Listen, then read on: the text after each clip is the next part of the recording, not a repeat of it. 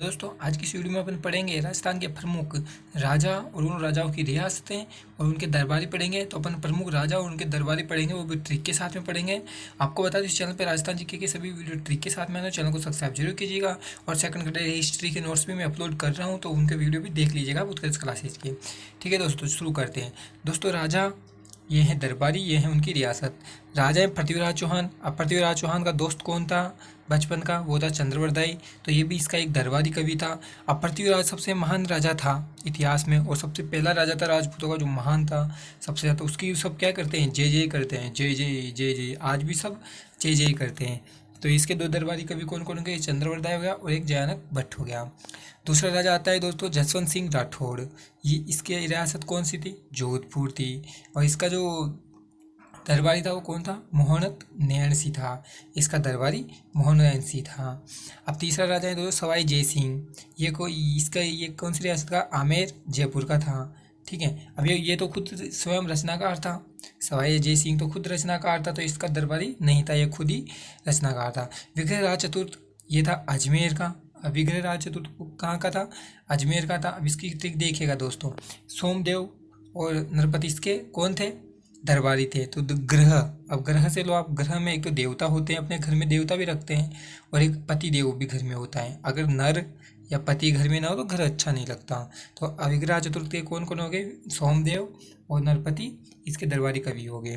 कुंभा, कुंभा कहाँ का था दोस्तों? मेवाड़ रियासत थी इसकी, और इसका दरबारी कवि था कान्हा व्यास था। तो देखो कुंभा और कान्हा व्यास तो मिलते जुलते शब्द ही लग रहे हैं, तो ऐसे याद रखो। क से क, म से न, हा कुंभा हा। तो कुंभा के दो, कान्हा के दो, दोनों मिलते जुलते लगे, तो कान्हा व्यास कुंभा का दरबारी कवि था।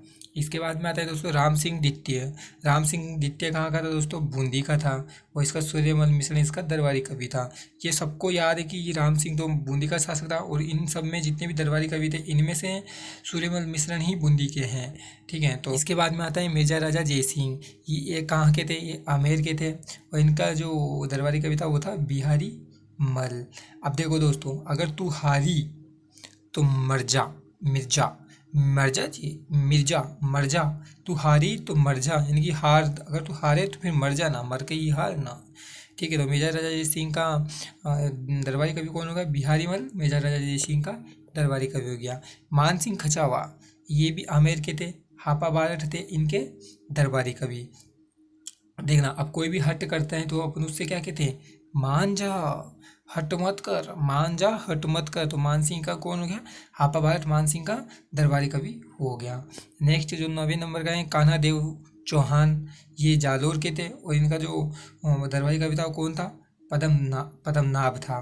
ठीक, इनके दरबारी कवि पद्मनाभ था। तो दोस्तों ये मोस्ट राजा थे, रियासत थी, उनके दरबारी कवि थे, ये मैंने ट्रिक से बता दिए हैं आप लोगों को। दोस्तों अभी कुछ महत्वपूर्ण इंपॉर्टेंट क्वेश्चन भी नीचे। राजस्थान का अब्दुल फजल दोस्तों मोहम्मद नैणसी को कहा जाता है, ये याद रखिएगा।